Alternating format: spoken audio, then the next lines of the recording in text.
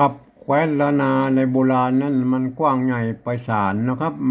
มันนับตั้งแต่สุโขทัยนะครับไปจนถึงปูนนะครับ12ปนาเมืองจีนมันนะครับเห็นไหมแถมยังมีอันคนที่อาศัยในแคว้นนี้ครับอยู่หลายเผ่าพันธุ์นะครับอย่างเช่นไตยวนนะไตลั่วไตลือไตเขินไตยองนะครับเห็นไหม4-5เผ่าพันธุ์นะครับที่อาศัยอยู่ในแคว้นนี้นะครับเปิ้นใจอักขระเดียวกันนะครับก็คืออักขระละนาเนี่ยเป็นเขียนเป็นภาษาเดียวกันนะครับในการเขียนนะครับแต่เวลาภาษาอู้เนี่ยมันก็อาจจะเพี้ยนหรือแตกต่างกันไปนิดๆนะครับมันก็ฟังกันรู้เรื่องอยู่นะครับเห็นไหมมันก็ยังว่านะครับเปิ้นถ่ายทอดกันมาตามลูกตามหลานนะครับ มันหลายเจนแล้วนะครับ7-8เจนนะครับทีนี้มาถึงปัจจุบันนะครับมัน มันเดี๋ยวนี้มันโหกันไปหมดแล้วนะครับมันบอกโหเป็นเผ่าพันธุ์ใดเป็นเผ่าพันธุ์ใดแล้วก็มันผสมปนเปกันไปหมดแล้วนะครับเป็นละนาหมดแล้วครับทีนี้มันก็ยังว่านะมาเฮามาหันมาเดียวเนี่ยมันการเขียนบางกรรมเนี่ยมันผิดแผกแตกต่างกันไปนิดๆส่วนใหญ่มันก็จะเหมือนกันนะครับแต่เฮาอย่ามาโอ้ถึงว่ากรรมมันที่มันหันที่มันเขียนบ่เหมือนกันนะครับเฮามาวิเคราะห์กันเลยนะครับเฮาบ่ต้องไปว่าคนนั้นเขียนผิดอันนั้นเขียนถูกนะครับเฮาก็มาว่าเฮาไม่วิเคราะห์ตามหลักของภาษาละนานะครับแม่วันนี้เขา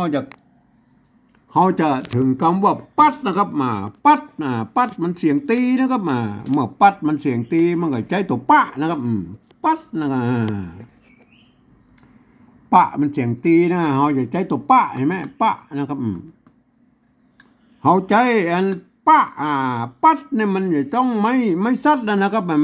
ปัดปัดสะกดด้วยตัวแม่กดนะครับตัวดะเห็นไหมง่ายก็ครับมันง่ายเห็นไหมตัวนี้มันก็ปัดแล้วนะครับปัดนะครับตัวนี้มันก็ปัดแล้วนะครับบางที่นะครับบางเผ่าพันธุ์บางที่บนถ่ายทอดออกมานะครับเปิ้นนิยมกันเขียนแบบนี้นะเห็นไหมเปิ้นเขียนเอาตัวละมากำนะครับเห็นไหมเอาตัวละมากำนี่นะเขามาดูตัวอื่นๆก่อนนะครับอย่างเช่นเยอะแยะม้านะครับม้าเนี่ยเห็นไหมม้าเห็นไหมม้าอย่างนี้ก็มีนะเห็นไหมม้าเห็นไหมอันนี้อ่านว่าม้าตัวละนี่เป็นมาอ่านนะครับเป็นอ่านตัวม้าไม่กาแล้วก็ไม้ขอจ้างอย่างเดียวอ่านว่าม้านะครับไอ้นี่เป็นมาอ่านนะไม่ใช่มาลานะครับไม่ใช่มาลานะครับอ่านว่าม้านะครับอันนี้ก็เหมือนกันนะครับไอ้ปัดเนี่ยปัดเพื่อเอาตัวละมากำนะครับตัวปะเอาตัวละมากำเห็นไหมไอ้เนี่ยนะครับ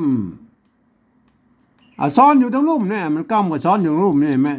ซ้อนอยู่รูปเนี่ยก็ไม่ซัดนะครับไม่ซัดเอาตัวดะสะกดนะครับดะแม่กะทีนี้มันเมื่อมันซ้อนกันแล้วมันเอามาซ้อนอยู่ตรงรูปเนี่ยมันก็จะยาวกันไปนะมัน4 ชั้น4 ชั้น5 ชั้นมันจะล้นนะครับล้นไอ้บรรทัดของปั๊บสานะครับมันก็เปิดเอาแล้วตัวดะไว้ข้างบนเนี่ยอย่างนี้เห็นไหมปัดก็อ่านว่าปัดเหมือนกันตัวละนี่มันต้องไปอ่านนะครับมันต้องไปอ่านเปิ้นนะครับอ่านว่าปัดเหมือนกันเต้ากับตัวตั้งหน้าเนี่ยแม่เปิ้นเอามากำไว้เฉยมันงามมาได้นะแม่ปัดเห็นไหมอันนี้ก็ปัดอันนี้ก็ปัดเห็นไหมแต่เวลาเขียนปริวัติแบบที่2นั้นมันก็จะอาจแตกต่างกันไปหน่อยนะมันต้องเขียนไปตามกรรมที่มันมีนะครับอันการปริวัติภาษานั่นนะครับอันผมได้ใจหลักการของข้อตกลงนะครับของสภาวัฒนธรรมมหาวิทยาลัยเชียงใหม่นะครับเปิ้นตกลงวันกันไว้เมื่อปลายปี28นะครับเปิ้นตกลงกันไว้ว่านะครับการปริวัติเอาภาษาไทยเนี่ยมาปริวัติเป็นภาษาละนาธรรมละนาเนี่ยเปิ้นกระทำได้อยู่3แบบนะครับคือ3ระดับนะครับอันแบบที่1นั้นเปิ้นจะเอาไว้เขียนบันทึกนะครับหลักศิลาจารึกนะครับเอกสารสำคัญในโบราณนะครับแล้วอันหาหมูถึงแล้วนะครับหาหมูถึงแล้วเพราะหาไม่ได้ใจนะครับหามาถึงแบบที่2นะครับแบบที่2หลักการก็คือนะครับยืมมาว่า อักษรไทยนะครับมาปรับเทียบเมื่อเป็นอักขระละนานะครับแล้วประกอบกรรมขึ้นมากับแบบภาษาไทยนะครับผสมผสานกันไปตัวนะสระหรือไม้มันบัดตัดบัดตรงกันนะสามารถบูรณะกำศัพท์ได้นะครับแม่แต่มันจะยากตอนอ่านนะครับท่านจะต้องเป็นคนที่เรียนภาษาละนามาอ่านนะครับต้องนึกเสียว่าไอ้กรรมที่หันหน้าเป็นไทยๆนั่นน่ะภาษาไทยน่ะเป็นอักขระละนานะครับแม่อันนี้แหละครับมันจะยุ่งยากกันตอนนี้แล้วครับอันคนอื่นๆทั่วไปบ่สามารถมาอ่านได้นะครับแม่อันเนี้ยมันมีข้อยกเว้นนะครับแม่เฮามาก่อยเลยนะครับ แบบที่สองนะครับตัวปะนะครับเฮายืมตัวพอพานนะครับมาเป็นตัวปะนะครับตัวพอพานนะครับมาเป็นตัวปะนะครับไม้ชัดนะครับไม้ชัดไม้ชัดก็คือไม้หันอากาศนั่นนะครับไม้พัดนั่นนะครับแม่สะกดด้วยตัวดะนะครับแม่ดะก็ดอเด็กนะครับแม่ได้แล้วนะฮะอันนี้เขียนว่าพัดนะครับ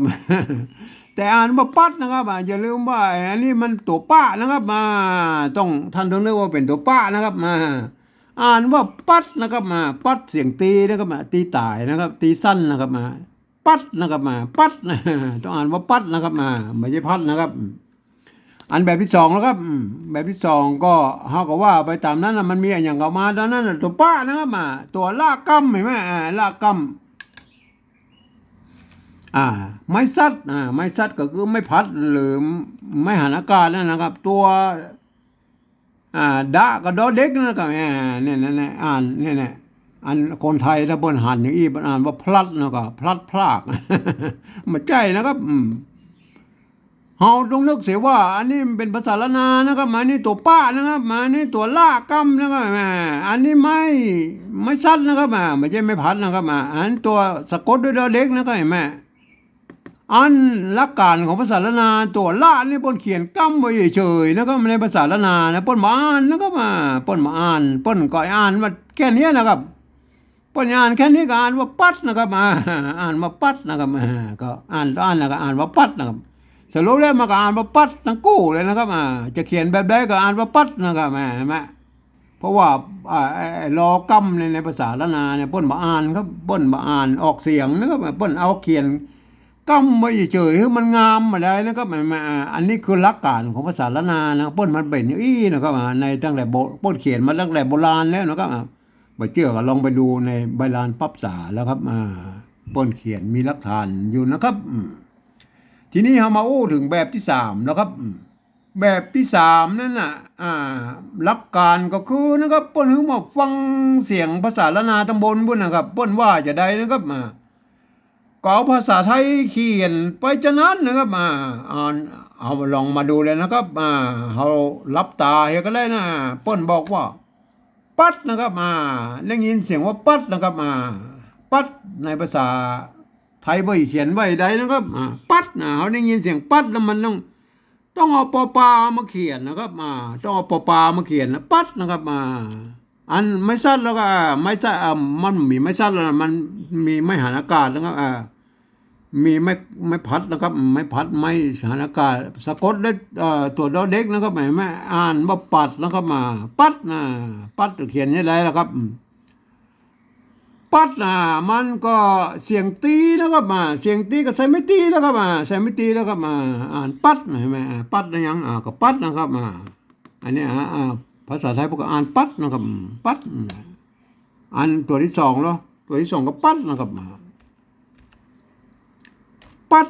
ปัดก็ใส่ไม่ตีป่ะนะครับปัดเห็นไหมมันก็เอาตามเสียงแล้วก็เอาพอทั้งบนนั้นว่าเขียนจะได้มาแล้วนะครับ